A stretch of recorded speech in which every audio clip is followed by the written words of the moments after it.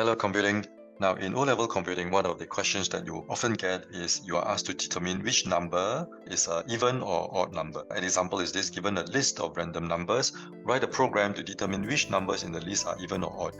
So you're given a list of numbers. To answer this question, you will need something called the modulus operation, which can be used to determine if a number is odd or even. Now a modulus is essentially a remainder after division.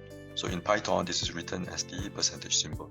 Now in example 1, 10 mod 3, so this is 10 mod 3, returns the value of 1 because 10 divided by 3 has a quotient of 3 and a remainder of 1. Example 2, 25 mod 7 returns 4 because 25 divided by 7 leaves a remainder of 4. To determine then if a number is even, all you need to do is you divide it by 2.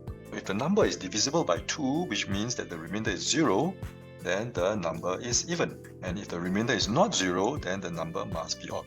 Now let's jump into the question. Over here we have a list variable containing the list of numbers. Now let's go into what we call problem decomposition, which breaks down the problem into smaller parts. First of all, you want to have the ability in your code to look through all the numbers in the list.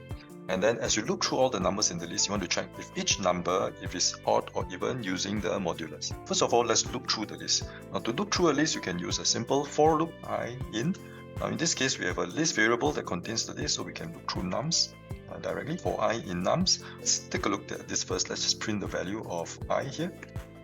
Okay, over here we have the ability to look through every single value in this list already, and now we can do the check if it is odd or even. So to do the check, we write a if odd or even. So in this case, let's check for even. So if the value I, the variable I, is modulus 2 is equals to 0, then this is essentially an even number because there's no remainder after the division. So what we'll do is just print the value. Let's use the f string in this case. I is an even number. And since this is an even number, if it's not divisible by 2, it means that it's odd, so we can use an else.